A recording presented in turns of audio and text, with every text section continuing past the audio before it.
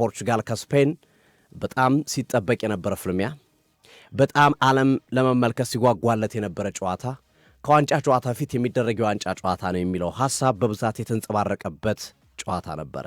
ይህ ጨዋታው አይጥም። እውነን ለመናገር እንግዲህ ብዙዎቻችሁ በጊዜ ስለነበረ ተመልክታችሁታል ብዬ አስባለሁ እና በጠበቅነው ልክ አልተመለከትነውም። በዚህ ዓለም ዋንጫ ትልቁን ግምት ሁለቱንም ሀገር ሰጥተናቸዋል እንደሚታወቀው፣ ምክንያቱም ያላቸው ስብስቦች ምርጥ ከመሆናቸው ጋር ተያይዞ ፖርቹጋልም ትልቅ ግምት ተሰጥቷታል ከትውልዱ አንጻር፣ ስፔንም ትልቅ ግምት ተሰጥቷታል የአውሮፓ ሻምፒዮኑና የመጣች ሀገር ከመሆኗ ጋር ተያይዞ። ስለዚህ አስቡት እነዚህን ምርጥ ተጫዋቾች የያዙ ቡድኖች የሚያደርጉት ጨዋታ ምን ያህል ያማረ የተንቀለቀለ የተዋበ ሊሆን እንደሚችል መገመት። ምክንያቱም ፔድሪ፣ ሮድሪና ዳኒ ኦልሞን የያዘ ላሚን ያማልና እንደዚሁም አሌክስ ቤኛን ከፊት ያደረገ፣ በዚህኛው አቅጣጫ ቪቲኒያ፣ ጆዋ ኔቬስ፣ ብሩኖ ፈርናንዴስ፣ ክርስቲያኖ ሮናልዶን፣ ፔድሮ ኔቶን፣ ጆዋ ፍሊክሽን የያዘ ቡድን አስቡት። ሁለቱ ሲገናኙ በሰዓት ላይ ቤንዚል የመጨመር ያህል ከፍተኛ ትንቅንቅ የሚደረግበት ከፍተኛ ፍልሚያ የሚደረግበት የተንቀለቀለ ጨዋታ ነው ብሎ መገመት የተሳሳተ ግምት አልነበረም። ብዙዎቻችን ያንን ገምተን ነበረ። ግን ጨዋታው ነው በጣም ደካማ ጨዋታ ነበር። ታክቲካሊ በጣም የታሰረ ጨዋታ ነበረ። ስፔኖችም በጣም በምናቃቸው መንገድ ሳይሆን ሞር በጨዋታው ላይ ኢኮኖሚካል መሆን ፈልገዋል። በጣም በዛ ላይ ጥንቃቄ ማብዛት ፈልገዋል። የሚያገኟቸውን ኳሶች ብቻ ፕሮፐርሊ ለመጠቀም ጥረት ያደርጋሉ። በተቃራኒ ፖርቹጋሎች ኦቪየስ ነው ስፔን ፖሰስ አድርገው እንደሚጫወቱ ይታወቃል። የስፔን እግር ኳስ ፍልስፍና ነው ቲኪታካ። የስፔን እግር ኳስ ከዚህ ሊወጣ አይችልም። ስለዚህ እነዚህን ነገሮች ባጣመረ መንገድ ካውንተር አታኩን ለመጠቀም ነው ፖርቹጋሎች ጥረት ሲያደርጉ የነበሩት በትናንትናው ጨዋታ ላይ። ለዛ ነው ጨዋታውን በተወሰነ መንገድ ደካማ እንዲሆን ያደረገው። ዲላ ፎንቴ መጫወት አልፈለጉም። ምክንያቱም ያውቁታል እንጫወታለን ካሉ የሚቀጧቸው ተጫዋቾች አሉ በካውንተር መጥተው። ስለዚህ ባላንስ አድርገው መቆየት ይኖርባቸዋል ሚዱን። ለዛ ነው ፕሮፐርሊ ኳሶች በሚያገኙበት ሰዓት ላይ ብቻ ወደፊት ለመሄድ ጥረት ሲያደርጉ የነበሩት ስፔኖች እንጂ ኳሱን ይሄ ከዚህ በፊት እንደምናውቀው ከዚህ በፊት በነበራቸው ጨዋታ ላይ እንደሚያደርጉት በደንብ ፖሶስ አድርገው በፍጥነት በካውንተር በአታኪንግ ሜንታሊቲ ቶሎ ወደ ተቃራኒ ሳጥን ሲገቡ አልተመለከትናቸውም። በዚህ ሂደት ውስጥ በሁለቱም ቡድኖች በኩል የሚታዩ ክፍተቶች ነበሩ። ጨዋታው የመጀመሪያው አጋማሽ 0-0 ነው ያለቀው። በፖርቹጋል በኩል በትናንትናው ጨዋታ ላይ ያልኩት በትናንትናው ጨዋታ ላይ ብሩኖ ፈርናንዴዝ ፈርስት ሃፍ ላይ ነበረ ወይ እስኪባል ድረስ በጣም ደካማ አቋም ነው ያሳየው። ዋይን ሩኒ የብሩኖ ፈርናንዴዝን አቋም እንዲህ ሲል ነው የገለጸው። ይሄ ተጫዋች በማንቸስተር ዩናይትድ እናውቀዋለን፣ ኳሶችን ባገኘ ቁጥር ፓስ ነው የሚያደርጋቸው። ኳሶችን ባገኘ ቁጥር ሃይቦሎችን ይጥላል፣ ክሮስ ያደርጋል። በተለይ ሃይቦሎች የተለመደ ነው። የብሩኖ ፈርናንዴዝ ባህሪ ነው። በሃይቦል የሚጥላቸው ኳሶች እነ ካዝሜሮ የሚገጯቸው ሲያስቆጥሯቸው የነበረ በዚህ ውድድር ዓመት በካውንተር ለሚሄዱ ተጫዋቾች እነ ማርከስ ራሽፎርድ ሃይቦል የሚጥልበት መንገድ በጣም የተዋጣለት ተጫዋች ነው። ሮናልዶ ደግሞ ያጫወት ስታይሉ እንደዚህ አይነት የሚፈልግ ነው። ወደኋላ መጥቶ ኳስ አንድ ሁለት ተቀባብሎ ምናምን የሚወጣ ተጫዋች ሳይሆን ሮናልዶ ኤሪያው ላይ ይጠብቃል። ቦታው ላይ የራሱ ቦታ ላይ የማጥቃት እንቅስቃሴው ላይ ይጠብቃል። ካገኘ አይምርም። ስለዚህ ብሩኖ ፈርናንዴዝ ያንን ለምንድነው ማድረግ ያልፈለገው የሚለው በጣም ጥያቄ የሚያስነሳ ጉዳይ ሆኗል። ጸባላቸው በሁለቱ መካከል ወይስ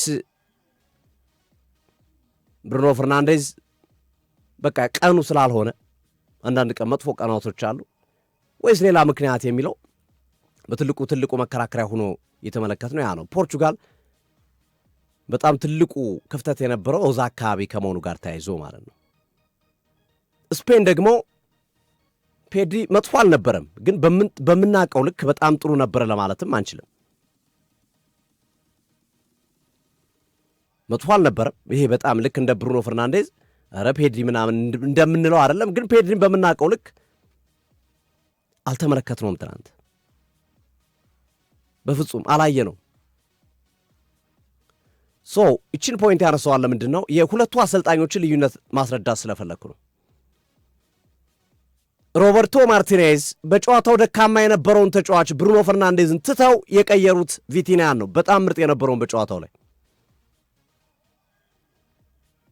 ዲላፎንቴስ ፔድሪን ያስወጡት ነቅለው ፔድሪን ዳኒ ኦሎሞን አስወጥተው ሚካኤል ሜሪኖና ፋቢያን ሪዩዝን ያስገቡት። እንዲያውም የዳኒ ኦሎሞ ቀያሪ ትንሽ ጥያቄ የሚያስነሳ ነበር። ጥሩ ስለነበረ በጨዋታው ላይ ግን ዲላፎንቴ ስቲል ቅያራቸው ልክ አይደለም የተባለበትን የዳኒ ኦሎሞንም ጉዳይ ያሸነፈ ቅያሬ ነው ያደረጉት።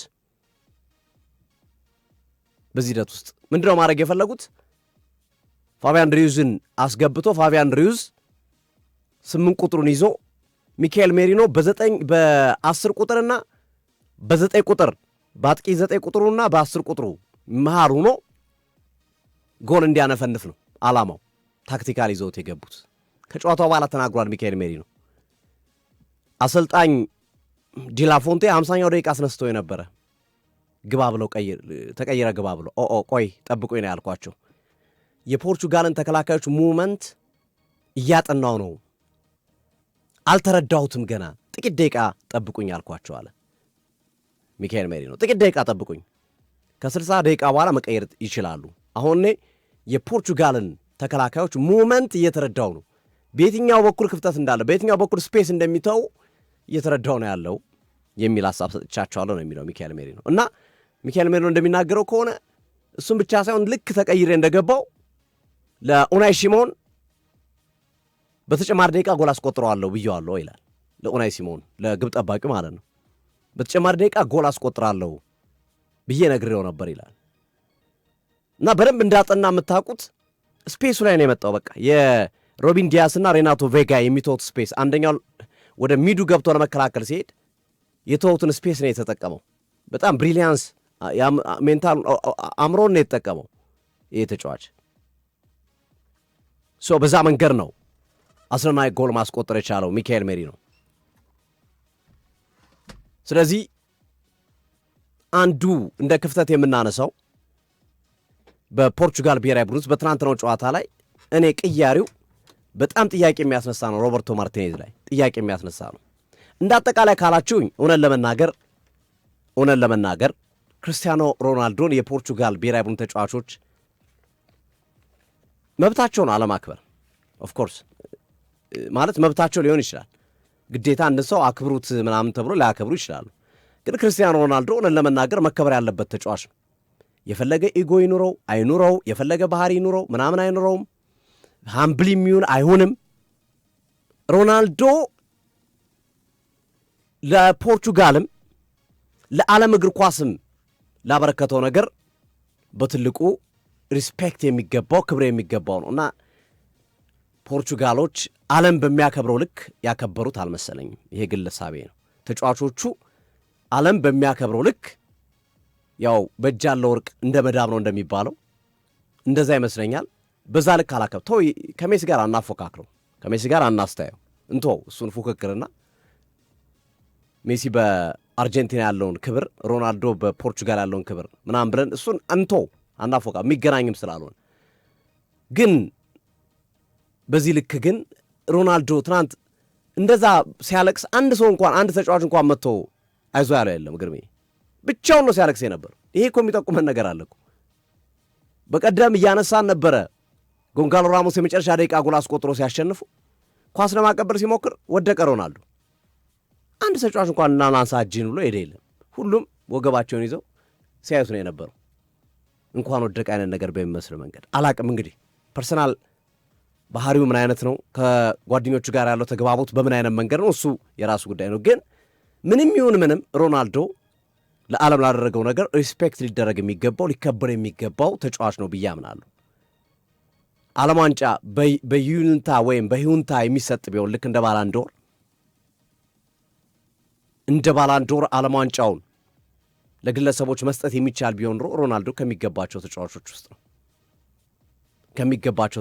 ውስጥ ነው ክርስቲያኖ ሮናልዶ።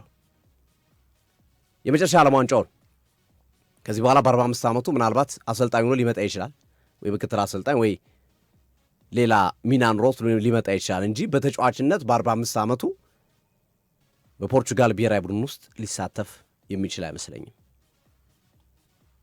በተቃራኒው ደግሞ ይህንን ሐሳብ የሚያነሱ ሰዎች አሉ። የሮናልዶ መኖር ፖርቹጋል ርቆ እንዳትጓዝ አድርጓታል። ምክንያቱም አሰልጣኙም ሮናልዶን ነው፣ ደጋፊውም ሮናልዶን ነው፣ ፖርቹጋል ሕዝብም ሮናልዶን ታሳቢ አድርጋችሁ ተጫዋቹ ነው የሚላቸው። የዚህ ጫና ከፍተኛ ችግር ፈጥሯል በቡድን ውስጥ የሚሉ ሐሳቦች ይነሳሉ። እኔ ውሃ የሚያነሳ አይመስለኝም ይህ ሐሳብ። ሮናልዶን ማስቀመጥ ይቻላል። በነገራችን ላይ ሮናልዶን ጠንካራ አሰልጣኝ ቢኖር ቁጭ ማድረግ ይቻላል፣ አስፈላጊ ከሆነ ማለት ነው። ከሱ የሚበልጥ ተጫዋች ካለ ቦታ ላይ ለመጫወት። ይሄ የሳይኮሎጂ ስራ፣ የስነ ልቦና ስራ ነው። ይሄ ማኔጂንግ አቅም ነው። ሮበርቶ ማርቲኔዝ ኦፍ ኮርስ ሮናልዶን በሁሉም ጨዋታ ላይ ምድብ ጨዋታ ጀምሮ 90 ደቂቃ እያጫወቱት ነው ያሉት። ገለውታል ግርሜ። እሳቸው ያው እንዳይቃወማቸው ይመስለኛል። ሮናልዶን ማስቀመጥ ማለት ከፖርቹጋላኖች ጋር መጣላት እንደሆነ ያውቃሉ። ሮናልዶን አስቀምጠው የሆነ ክፍተት ስህተት ቢፈጠር ቢሸነፍ ቡድኑ የሆነ ነገር ቢሆን ሮናልዶን ትቶ እንደሚባለው ያውቃሉ። ትናንት ለዛ ነው ሙሉ ደቂቃውን ታግሰው እስከ መጨረሻው ደቂቃ ሮናልዶን ሲያጫውቱ የነበረው አሰልጣኝ ሮበርቶ ማርቲኔዝ። ከፍራቻ ነው ይገባኛል። የሮበርቶ ማርቲኔዝ ግን ታክቲካሊ ሮናልዶን ሲዩት የሚያደርግ ሮናልዶን የሚመስል ቡድን ነው ወይ የሰሩት? ሮናልዶን የሚያበረታታ ለሮናልዶ ያጫወት መንገድ የሚመች ቡድን ነው ወይ የሰሩት? አልመሰለኝም። አሁን ሮናልዶን ያስገቡታል፣ ይጠቀሙበታል፣ ግን ለሮናልዶ የሚሆን አጫወት እየተከተሉ አይደለም። ሌሎቹም ቡድኖች እንመለከት። ዴሾ እንዴ ለክሊያን ምባፔ እኮ አመች ነገር እኮ ያመጡለት እኮ። ኦሊሴ ነው ደማ አልመልሰው አንተ ኳስ አቀብለው ሲሩጥ እያሉ እኮ በደንብ እንዲመቸው አድርገውታል። በተቃራኒው ካርሎ አንቸሎቲ ቪኒሲየስ ጁኒየር እንዲጠፋ ነው ያደረጉት ባጫወት መንገድ። ፖርቹጋል ክርስቲያኖ ሮናልዶ፣ ሮበርቶ ማርቲኔዝ ተመሳሳይ ነው ያጫውቷቸዋል እኮ። አሁን ካርሎ አንቸሎቲም ሮበርቶ ማርቲኔዝም ቪኒን ያጫውቱታል፣ ሮበርቶ ማርቲኔዝም ሮናልዶን ያጫውታል። ግን ሁለቱም ለነሱ የሚሆን ያጫወት መንገድ ነው የለም አይደለም። ዴሾስ ተመልከታቸው ምን አይነት ቡድን እንደሚሰሩ። ኦሊሴ ከአጥቂ ጀርባ አድርገው የሚያጫውቱት ለምባፔ ነው፣ ለሌላ አይደለም። ምባፔ የተሻለ እንዲሆን ነው። እውነትም ምባፔ ውጤታማ የሆነው በዚህ ያጫወት መንገድ ነው። አውሮፓ ዋንጫ ላይ እኮ ተመልክተነዋል እኮ ጥሩ አልነበረም እኮ ምባፔ። በሪያል ማድሪድ እኮ ጥሩ አይደለም። ግን ልጁ የሚፈልገውን ነገር ያውቃሉ። ልጁ የሚፈልገውን ነገር እንዲሰራ የሚያደርግ ተጫዋች ደግሞ ከኋላው አረጉ። አሁን ክርስቲያኖ ሮናልዶ ምን አይነት አጫዋት ነው ያለው? ቅድም አንስቼዋለሁ። ሳጥን ውስጥ የሚጫወት ኤሪያው ላይ ኳስ ካገኘ የሚያስቆጥር ተጫዋች ነው። አንድ ሁለት ተቀባብሎ አይወጣም። አሁን ላይ ሮናልዶ እንደ ድሮ ከመስመር ኳስ ይዞ እየሮጠ ወደ ሳጥን ውስጥ አይገባልህም። የሮናልዶ ያጫወት መንገድ ኤሪያው ላይ ኳስ አድርስለት፣ እሱ ይጨርስላል። ቦታው ላይ ሃይቦልም ይሁን ስሩቦልም ይሁን እሱን ማድረስ ነው ካንተ የሚጠበቀው። ግን ሃይቦልና ስሩቦሎች ነበሩ የትናንት ጨዋታው ላይ። ስፔን እኮ ማነው ፖርቹጋል እኮ በሁለተኛው አጋማሽ አንድም ኢላማውን የጠበቀ ሙከራ ማድረግ አልቻለችም። አንድ ኢላማውን የጠበቀ ሙከራ አላደረጉም። ይሄ ለፖርቹጋል እግር ኳስ ከባድ ነው። ይህንን የመሰለ ትውልድ ይዛ ፖርቹጋል ይህንን የመሰለ አስደማሚ ብቃት ያላቸው ተጫዋቾች ስብስብ ይዛ በዚህ ልክ በቀላሉ መሰናበቷ ጥያቄ የሚያስነሳ ጉዳይ ይሆናል። ለዛም ነው አሰልጣኝ ሮበርቶ ማርቲኔዝ ሳይውሉ ሳያድሩ ነው ያሰናበቱት። ሆርሄ ሄሱስን በምትካቸው የቀጠሩበት ሂደት አለና የሮናልዶ ለቅሶ ልብ የሚነካ ነበር። ከሮናልዶ በላይ ግን ስቴዲየም ውስጥ የነበሩት በዓለም ጨዋታውን ሲመለከቱ የነበሩት ደጋፊዎች በጣም አዝነው ተመልክተናቸው የሮናልዶ አድናቂም ያልሆኑ ለምን ዲዘርቭ ስለሚያደርግ ሮናልዶ በዚህ ዓለም ዋንጫ መቆየት ያረ ክርስቲያኖ ሮናልዶ ዓለም ዋንጫ በተወሰነ ነገር የሆነ ነገር የሚያጣ ይመስለኛል። ድባቡ ላይ ድምቀቱ ላይ በተወሰነ መንገድ ሮናልዶ ቢኖር ቫሊዩ ከፍ ሊል የሚችለው ወይም የተመልካች ቁጥርም ሆነ መሰል ነገሮች ከፍ ሊሉ የሚችሉበትን እድል መጠቀም የቻለ አልመሰለኝም። ሮናልዶ ሜሲ የሚቀጥሉ በዚህ ዓለም ዋንጫ ይበልጥ የዓለም ዋንጫው ድምቀት እያየለ ይሄዳል ብዬ አስባለሁ። አሁን የሮናልዶ መውጣት በተወሰነ መንገድ የዓለም ዋንጫውን የሚያቀዛቅዘው ይመስለኛል። በነገራችን ላይ ፖርቹጋል ደጋፊ የላትም እውነት ለመናገር ዓለም ላይ ሮናልዶን ከፖርቹጋል ብሔራዊ ቡድን ብናወጣው ሮናልዶ የሆነ ሀገር ተጫዋች ብናደርገውና ወይም ሮናልዶ ጫማ ቢያቆም ፖርቹጋልን የሚደግፍ ሰው በዚህ ልክ አይኖርም። ለሮናልዶ ብሎ ነው ዓለም ፖርቹጋልን እየደገፈ ያለው። ዓለም በሙሉ ለክርስቲያኖ ሮናልዶ ብሎ ነው እየደገፈ ያለው። ያንን ግን ተጫዋቾቹም አሰልጣኙም ስፔሻሊ ከጀርባ የሚጫወቱ ተጫዋች አለመረዳታቸው በጣም የሚያስቆጭ ነው፣ በጣም የሚያም ነው። ለክርስቲያኖ ሮናልዶ ከፍተኛ ህመም የሚሰጥ ነው። ለምን በዚህ ልክ የለፋ በዚህ ልክ ረጅም ዓመታት ባላንዶር በሉት፣ ሻምፒዮንስ ሊግ በሉት፣ ፕሪሚየር ሊግ በሉት፣ ሴሪኤ በሉት በየሄደበት ዋንጫ ያነሳ ተጫዋች 1000ኛ ጎል ለመሙላት 24 ጎል ብቻ የቀረው ተጫዋች በዚህ ልክ እኔ ከስንብቱ በላይ ሮናልዶን ያሳዘነኝ በቡድን አጋሮቹ የተሰጠው ደካማ የሆነ ግምትና የወረደ የክብር በጣም እኔ እሱ አሳስቦኛል። በእርግጠኝነት ዛሬ ባይናገር ነገ ባይናገር በሚቀጥሉት ዓመታት ይህንን ሚስጥር የሚያወጣ ይመስለኛል። እህቱ ከመሬት ተነስታ እንዳላወራች ይገባኛል። ግርምዬ የተወሰነ ሀሳብ ጨምርበትና ወደ አሜሪካ ስንብት አምርተን ወደ ዛሬው የሜሲ ጨዋታ የአርጀንቲና ጨዋታ እናምራ። እሺ ሶፊዬ፣ አድማጮቻችን እንዴት አላችሁ? የክርስቲያኖ ሮናልዶ ስንብት የሁላችንንም ልብ የነካ የፖርቹጋል ተጫዋቾችን ማንነት እንድንታዘብ ያደረገን ሊዮኔል ሜሲ ላይ ቅድም ሶፊ እንዳለው የአርጀንቲና ተጫዋቾች ምን ያህል ለሜሲ ያላቸውን ፍቅርና ምን ያህል ለሜሲ የሚሰጡትን ክብር ባየንበት አይናችን የፖርቹጋል ተጫዋቾች ለክርስቲያኖ ሮናልዶ በሜሲ ደረጃ እንኳን ባይሆንም በተወሰነ መልኩ በእያንዳንዱ ሁኔታ ላይ የሚኖረውን ሂደት ስንመለከተው እንዴ በዚህ ቡድን ውስጥ ምንድን ነው እየተሰራ ያለው? የሮናልዶ መግባት የማያስደስታቸው ተጫዋቾች እንዳሉ በግልጽ የሚታይ የፖርቹጋል ስብስብ እንዳለ ነው የተመለከትነው። ለዚህም ማሳያው ትናንት ክሪስ ሱተን ብሩኖ ፈርናንዴዝን ጥያቄ ሲጠይቀው ከተነሱት ነጥቦች መካከል አንደኛውን ማንሳት ተገቢ ነው ብዬ አስባለሁ። ብዙ ጥያቄዎች ነው የተጠየቀው። ጎንካሎ ራሞስ ለምን አልገባም ተብሎ ተጠየቀ። ክሪስ ሱተን የቀድሞ እንግሊዛዊ የክርስቲያኖ ሮናልዶን ሙሉ ጨዋታ መጫወት ትናንት ተቃውሟል እና ተችቷል። ግን ለብሩኖ ፈርናንዴዝ ከሽንፈቱ በኋላ ጥያቄ ሲያቀርብለት ጎንካሎ ራሞስን እኮ መጠቀም ይቻላል ሲለው ይሄ የአሰልጣኙ አሳፋሪ ውሳኔ ነው ያለው። ያ ማለት እንግዲህ ሮናልዶ መጫወት አልነበረበትም እያለ ነው በሌላ አተረጓጎም። ቢያንስ እንዴት ዲፌንድ ማድረግ አልፈለገም ብሩኖ ፈርናንዴዝ? እንደዚህ አይነት መልስ ለምንድን ነው የሚሰጠው? ክርስቲያኖ ሮናልዶ ታሪክ የሰራ ተጫዋች ነው። 41 ዓመት ነው፣ ልብ በሉ። አሁን ብዙዎች ከሜሲ ጋር ምናምን ያነጻጽራሉ። እንዴ ሜሲ እኮ 38 ዓመቱ ነው። ሮናልዶ እኮ 41 ዓመት ነው። በ3 ዓመት ታላቅ ነው እኮ። እድሜ በጨመረ ቁጥር እንኳን አይደለም የ3 ዓመት ዲፈረንስ ይቅርና የ1 ዓመት ልዩነት ራሱ በአንድ የእግር ኳስ ተጫዋች ላይ ኢምፓክት አለው፣ ተጽዕኖ አለው። ስለዚህ ሁለቱም ማነጻጸር ልክ ነው ብዬ አላምንም እኔ። እንደዛ ከሆነ ለምን ሜሲንና ኪሊያን ምባፔን በሮናልዶና በሜሲ ደረጃ እያነጻጸርን አንቀጥልን? ሀያዎቹ ቤት እኮ ነው፣ ገና 30 አልገባም እኮ ኪሊያን ምባፔ። ገና ሪከርድ ሊሰብርበት እኮ ይችላል የሜሲን።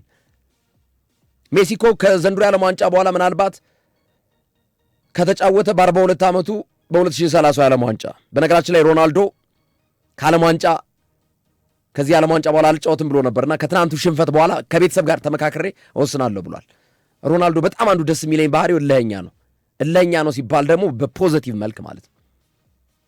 መርሳት የሌለብን የሮናልዶ ኳሊቲዎች አሉ። ክርስቲያኖ ሮናልዶ ማለት ሰብአዊነት የሚሰማው ተጫዋቾች እንኳን ወደ ሜዳ ሲገቡ ፖሊሶች፣ ሴኩሪቲዎች ሲያባርሯቸው፣ ሲከለክሏቸው፣ አንጠልጥለው ሲወስዷቸው ተዋቸው የሚል ትሁት እንደሆነ ይታወቃል። የሰው ልጅ እንዲጎዳ አይፈልግ። ሰብአዊነቱ በጣም የተለየ ተጫዋች እንደሆነ እናምናለን። ክርስቲያኖ ሮናልዶ በአውሮፓ ሻምፒዮንስ ሊግ 140 ጎል በማስቆጠር የእሱን ያክል ጎል ያገባ የለም።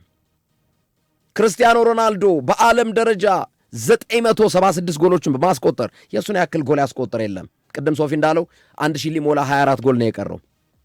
ክርስቲያኖ ሮናልዶ በወንዶች የእግር ኳስ ታሪክ የእሱን ያክል ጎል ያስቆጠረ የለም ለብሔራዊ ቡድን። 146 ጎል ነው ያገባው። 140 ለብሔራዊ ቡድኑ ማለት ነው። 146 ጎል ሪከርዱ በሱ እጅ ነው። አሁን የምነግራችሁ ትላልቅ የሰበራቸውን ክብረ ወሰኖች ነው። ክርስቲያኖ ሮናልዶ በብሔራዊ ቡድን ደረጃ የእሱን ያክል የተጫወተ አንድም አጠገቡ የሚደርስ ተጫዋች የለም። 232 ጨዋታዎችን ለብሔራዊ ቡድን ተሰልፈው ተጫውቷል። ክርስቲያኖ ሮናልዶ በ6 የዓለም ዋንጫዎች ላይ ጎል በማስቆጠር ብቸኛው ተጫዋች ነው። ብቸኛው የመጀመሪያው ተጫዋች ማለት ነው። አሁን ባለው ነባራዊ ሁኔታ የመጀመሪያውም ብቸኛውም ተጫዋች ነው በ6 የዓለም ዋንጫ ላይ ጎል በማስቆጠር። ሌላውን ብናነሳ የክርስቲያኖ ሮናልዶን ገድል መዘርዘር ብንጀምር እርግጠኛ ነኝ የዛሬ ፕሮግራም አይበቃንም። በዛ ላይ ፖርቹጋል ክርስቲያኖ ሮናልዶ ከመምጣቱ በፊት ወይም ክርስቲያኖ ሮናልዶ የሚባል ተጫዋች ከማግኘቷ በፊት ምንም ዋንጫ አልነበራትም። ኤግዛክትሊ ክርስቲያኖ ሮናልዶ የሚባል ተጫዋች ወደ ፖርቹጋል ብሔራዊ ቡድን ከመጣ ወዲህ 3 ዋንጫዎችን አንስታለች። በትክክል ይሄ ተጫዋች እንዲህ በጣም ታሪከኛ ተጫዋች እኮ ነው አድማጮቻችን። በዩኤፋ የአውሮፓ ሻምፒዮንሺፕ ላይ 14 ጎል ያስቆጠረ ነው። ዩኤፋ ዩሮፒያን ሻምፒዮንሺፕ ወይም ዩኤፋ ኔሽንስ ሊግ የምንለው ማለት ነው። ይህ ተጫዋች 5 የዩኤፋ ሻምፒዮንስ ሊግ ዋንጫዎችን ያነሳ እኮ ነው። 5 ጊዜ የባሎን ዶር ተሸላሚ የሆነ እኮ ነው። ልብ በሉ 5 ጊዜ ሻምፒዮንስ ሊግን ዋንጫ የወሰደ እኮ ነው። ይህ ተጫዋች ክርስቲያኖ ሮናልዶ ማለት እኮ ምናልባት እሱን ለማጥላላት ለሚሄዱ አንዳንድ ሰዎች ክርስቲያኖ ሮናልዶን ዘልቆ ማየት የእግር ኳስ ልብ መሆኑን የእግር ኳስ ምትሃታዊ ተጫዋች መሆኑን የሚያሳዩ ቁጥሮችን ነው እየጠቀስን ያለ ነው። ሌላውን ትተነው ማለት ነው። ክርስቲያኖ ሮናልዶ ተአምር በእግር ኳስ ያሳየን 100ና ከ100 በላይ ጎሎችን ማስቆጠር የቻለ ልብ በሉ 100ና ከ100 በላይ ጎሎችን በ4 የተለያዩ ክለቦች ማስቆጠር የቻለ ብቸኛ ተጫዋች ክርስቲያኖ ሮናልዶ ነው። ማንቸስተር ዩናይትድ፣ ሪያል ማድሪድ፣ ጁቬንቱስ፣ አልናስር በ4 የተለያዩ ክለቦች 100ና ከ100 በላይ ጎሎችን ያስቆጠረ ብቸኛው የዓለማችን ተጫዋች ስሙ ክርስቲያኖ ሮናልዶ ይባላል። ተአምርን የሰራው በእግር ኳስ ማንም እንዳይደርስበት አድርጎ ሰቅሎታል። የጎል ማሽን ነው። የጎል ፋብሪካ ነው። አሁን ዕድሜ ጣለውና ምናልባት አንዳንዶቻችን እኔንም ጨምሮ ተናግረ ነው ሊሆን ይችላል ሮናልዶን። ግን ያው በእግር ኳስ አንዳንዴ መጫወት ብቻ ሳይሆን መመልከትም ስሜታዊ ያደርጋል አድማጮች። እና ስንመለከት ጨዋታ የተለያዩ አስተያየቶችን ልንሰጥ እንችላለን እና ለሌሎች ለክርስቲያኖ ሮናልዶ ደጋፊዎች ሊጎረብጣቸው ይችላል። ግን እዛ ላይ ያለውን ፋክት ደግሞ እንደ ጋዜጠኛ መናገር ሲኖርብን እንናገራለን። ግን ክርስቲያኖ ሮናልዶ እውነት ለመናገር ታምር ነው። በቃ ታምር፣ ሚራክል፣ የዚህ ትውልድ ክስተት ነው። የዚህ ትውልድ ክስተት በቃ ሌላ ቃል ልገልጽለት የማልችለው ክርስቲያኖ ሮናልዶ ማለት ነው። ለዚህ ደግሞ ራሱ በብቃቱ ያስመሰከረ ማለት ነው። አንዳንዶች ሲከራከሩ እናያለን። አይ ሜሲ ናቹራሊ ጊፍትድ ነው ወይም በተፈጥሮ የተሰጠው ችሎታ ነው፣ ሮናልዶ ግን በስራ ያመጣው ብቃት ነው የሚሉ መከራከሪያዎችን ያነሳሉ። ይሄ ያሳምናል አያሳምንም የራሱ የሆነ ማብራሪያ እና የባለሙያ እይታ የሚጠይቅ ነው ብዬ አስባለሁ። ክርስቲያኖ ሮናልዶ ትናንት እንደዛ ተንሰቅስቆ ሲያለቅስ የቡድን አጋር አንድ ሰው ሄዶ እንዲህ 11ዱም እኮ ነበር መክበብ የነበረባቸው ሮናልዶን 11ዱም እኔ ብሩኖ ፈርናንዴዝ የሰጠው አስተያየት በጣም ነው የሚያመው። በጣም ለክሪስቱተን የተናገረው ማለት ነው። ኮንካሎ ራሞስ ለምን አይገባም ሲለው ይህ የአሰልጣኙ አሳፋሪ ውሳኔ ነው። ያ ማለት ሮናልዶ መግባት አልነበረበትም ወይም ደግሞ ሮናልዶን መቀየር ነበረበት አይነት ነገር ነው። ኦፍኮርስ እኔም በትናንቱ ጨዋታ ሮናልዶን ቢያንስ 60ና 70ኛው ደቂቃ ቢቀይረው ጥሩ ነበር ብዬ አምናለሁ፣ እንዲህ አይነት ትችቶች እንዳይመጡበት። ግን ሮናልዶ አሁን ጊዜ ጣለው ተብሎ በዚህ ደረጃ እሱ ላይ ያውም የቡድን አጋሮቹ ፊታቸውን የሚያዞሩበት ጊዜ ነበር አልነበረም። ሂደው አጠገቡ ሊቆሙ የሚገባ ሂደት ሊያከናውኑ ይገባ ነበር። ሮናልዶ አልተንቀሳቀሰም። ትናንት 19 ኳስ ነው ንክኪ ያደረገው። የእሱ ስራ ጎል ማስቆጠር ነው። ሃላንድን ይዩት። ሃላንድ ተሯርጦ ተጫውቶ ያውቃል? ሃላንድ የሚፈተፍት ተጫዋች ጎል እንዲያስቆጥር እድሉን የሚፈጥርለት እንደነ ኦዲጋርድ አይነት ተጫዋች ስላለ ነው በብሔራዊ ቡድን ሃላንድ ጎል እንዲያስቆጥር እድሉን የፈጠረው። እነ ሼልደራፕ ስላሉለት ነው። እንደነ ቪቲኒ አይነት፣ እንደነ ሩበን ኔቬዝ አይነት፣ እንደነ ብሩኖ ፈርናንዴዝ አይነት ከፍተኛ ስምና ዝና ያላቸው አማካኝ ተጫዋቾችን ይዞ ለሮናልዶ በሚገባ ኳሶች አይደርሱትም ነበር። ቅድም ብያለሁ የዕድሜ ፋክተር ራሱን የቻለ ነው። ግን ሃላንድና ሮናልዶን እናስቀምጣቸው፣ የዕድሜ ልዩነት አላቸው፣ ምንም ጥያቄ የለውም። ሃላንድንም ሮናልዶንም አሁን ሮናልዶ ባለበት ድሮ ቢሆን ሮናልዶ ማንንም ሳይጠብቅ ራሱ ከመስመር እየሰነጠቀ ይዞ ሄዶ ታምር መስራት የሚችል ተጫዋች ነበር ክርስቲያኖ ሮናልዶ። አሁን ሃላንድ ያለበት ዕድሜ ላይ በነበረበት የሮናልዶን ብቃት አስታውሱት። ሃላንድ ያንን መስራት አይችልም፣ አያደርገውም። ቆሞ ነው የሚጠብቀው፣ ይላክለታል፣ ይገጫል፣ ያስቆጥራል። ኦፍኮርስ ስራው ጎል ማስቆጠር ስለሆነ ስራውን እየሰራ ነው በአግባቡ። ሃላንድ ስራውን እንዲሰራ ደግሞ እገዛ ተሰጥቶታል። ፖርቹጋል ቤት ትናንት እንደዛ አይነት እንቅስቃሴ እኮ አልነበረም እኮ አድማጮቻችን። አማካኝ ክፍሉ እኮ ምንም አይነት አገልግሎት ለክርስቲያኖ እንዲደርስ እያደረገ እኮ አልነበረም። ፖርቹጋል ቤት ውስጥ አይጦች ይበዛሉ፣ ምቀኛ ይበዛል። በጣም ይቅርታ ለዚህ አባባሌ ባይዘው፣ ምቀኛ ይበዛል። ትናንት ያስተዋልኩት እሱን ነው። ፖርቹጋል ቤት ውስጥ በምቀኝነት የተተበተቡ ነው የሚመስለኝ እኔ። በሮናልዶ ጥላቻ የሰከሩ የቡድን አጋሮች፣ ወዳጅ መስለው የሚጎዱ ጠላቶች። አድማጮች መማር አለባችሁ። እናንተ አጠገባችሁን አይዟችሁ የሚላችሁ ስንት ሰው አለ የእናንተን ውድቀት የሚመኝ ማለት ነው። የትናንቱን ሮናልዶን ያየነው የቡድን አጋሮቹ ለካ እስከ ዛሬ ድረስ ሮናልዶ በራሱ ችሎታ ሲያመጣው የነበረውን እነዚህ የቡድን አጋሮቹ እገዛ ለማድረጋቸው እጅግ በጣም የሚያሳፍር ነው። እጅግ በጣም የሚያሳፍር ነው። ይህን የእግር ኳስ ኮከብ ያው ብዙዎቹ አዝነዋል። እውነት ለመናገር የሮናልዶን የሚወዱትም የሚጠሉትም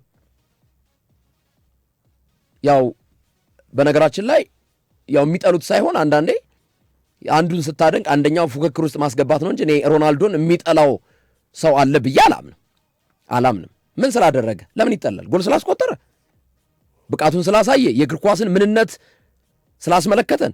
ግን እንትን አለ ከሜሲ ጋር ያለው ፉክክር ስላለ በጥላቻ ሳይሆን ተፎካካሪነቱን ለማምጣት ከሰዎች ጋር ስትከራከር በዛ ደረጃ ነው እንጂ እኔ ሮናልዶንም ሜሲንም የሚጠላቸው ሰው ያለ አይመስለኝም፣ በጥላቻ ደረጃ ማለት ነው። ግን እኔ በቃ የከሌ አድናቂ ነኝ፣ የከሌ ይመቸኛል፣ ይሄኛው ደግሞ ለእኔ ምንም በቃ እኔ እንትናን ነው የምወደው የሚባል አባባሎች ሊኖሩ ይችሉ ይሆናል። እና ከዚህ አንጻር ክርስቲያኖ ሮናልዶ ትናንት ከዓለም ዋንጫ የተሰናበተበት ማዴራ ተወልዶ የእግር ኳስን ታምር ያሳየን ይህ ምትሃታዊ ተጫዋች ዳላስ ላይ የዓለም ዋንጫ ፍጻሜ ሆኗል። ግን የማይረሱ ሪከርዶችና ታሪኮችን አስቀምጦልን ነው ክርስቲያኖ ሮናልዶ ከብሔራዊ ቡድን ጫማውን ከሰቀለ። እሱ እንግዲህ ከቤተሰብ ጋር ተመካክሬ ነው ብሏል። ከቤተሰብ ጋር ተመካክሬ እወስናለሁ የሚል አስተያየት ነው። ይህ አባባሉ ገርሞኛል በነገራችን ላይ ማለት ነው። አውሮፓ ዋንጫ መጫወት የፈለገ ይመስለኛል። ግን ከቤተሰብ ጋር ተመካክሬ ነው አውሮፓ ዋንጫ መጫወት የፈለገ ይመስለኛል። መጀመሪያ ግን ከኢንተርናሽናል ዘንድሮ በቃ ከብሔራዊ ቡድን ማብቂያዬ ነው ብሎ ነበር። በኋላ ላይ ከሽንፈቱ በኋላ ምን አለ? ከቤተሰብ ጋር ተመካክሬ። ከባድ ነው አሁን በጣም 43 ዓመት ምናምን ለመጫወት ማሰብ የማይደፈር ነው። እንግዲህ እናያለን ካደረገው እንግዲህ አብረን የምንመለከተው ይሆናል። ዞሮ ዞሮ ግን ክርስቲያኖ ሮናልዶ ላበረከተው እና በዚህ በእኛ ትውልድ ላሳየን ምርጥ የእግር ኳስ ብቃት ኦብሪጋዶ ልንለው ይገባል ማለት ነው። ቴንኪዩ ማለት አለብን። በትክክል ግን አጋሮቻችን ሉቅና አንስትና ወደ ሌሊቱ የአሜሪካ ጨዋታ